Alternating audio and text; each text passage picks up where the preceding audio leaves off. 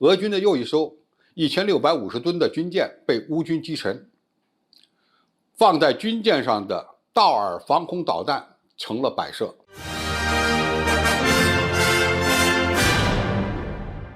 观众朋友、网友朋友，大家好，我是付先生。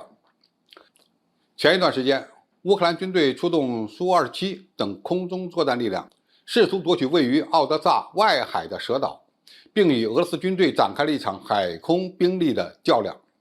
那是一场被称为教科书式的破袭战，也是一场教科书式的防空作战。最终，乌军因为实力不济而战败。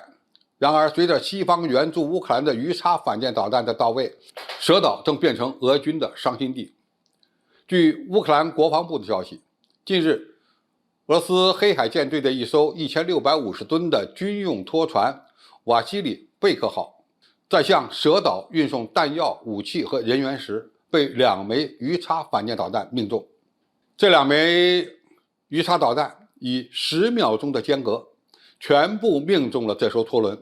导致大量俄军死亡和物资被摧毁。有意思的是，俄罗斯军队也意识到鱼叉的威胁，在这艘军用拖船上部署了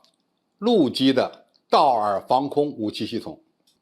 最终，这款先进的野战防空导弹车并没有对鱼叉的攻击行动展开有效的拦截，而乌克兰的 TB2 无人机则拍到了反舰导弹命中该舰的整个过程，画面相当惨烈。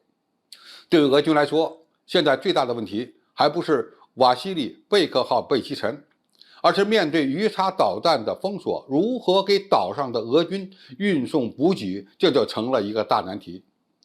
乌克兰一直想恢复粮食出口，打下蛇岛，它就可以避免出海口被俄军完全封锁，所以俄岛的攻防战可能会持续很长时间。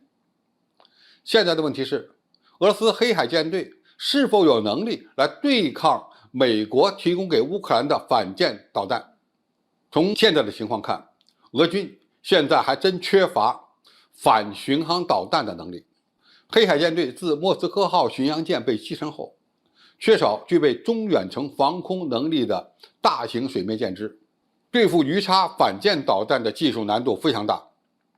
俄罗斯不敢在蛇岛附近部署新型的护卫舰，就充分证明了这一点。去了就有可能被击沉，而拦截亚音速反舰导弹从理论上讲并不算太难，但是从发现到实施有效拦截，需要有现代化的雷达和指挥控制系统，要有适合拦截掠海目标的舰空导弹。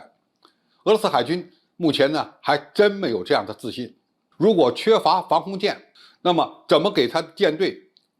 或船只提供防空掩护呢？俄罗斯目前采取的办法之一，就是在军用拖船上绑着道尔导弹发射车。这从理论和技术上算是一个创新。道尔防空导弹发射车原本就是野战防空武器系统，它具备在运动中展开攻击的能力。但是道尔防空导弹武器系统不是为拦截反舰导弹而设计的，其所配备的雷达除了有可能被舰体所遮蔽外，在波涛汹涌的海面上，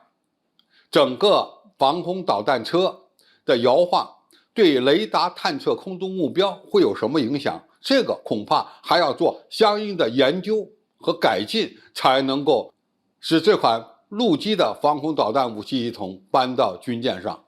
美国的鱼叉反舰导弹首次参战就取得了战果，这对俄罗斯的黑海舰队来说是压力山大。乌军用行动证明，俄罗斯的军舰再也没有办法在蛇岛附近安全航行了。鱼叉的最远射程大概在290公里左右，已经对蛇岛完成了实际封锁。俄军再要想派出大型的舰艇运送补给，看来已经是不现实了。如果使用小船来运送人员和物资，就有可能会被 TB2 无人机所瞄上。最终，蛇岛这个战略要点有可能成为俄军和乌军双方在这场战争中的伤心地。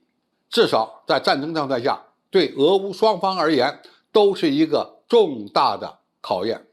好，今天的评述就到这里，谢谢大家收看，我们下期再见。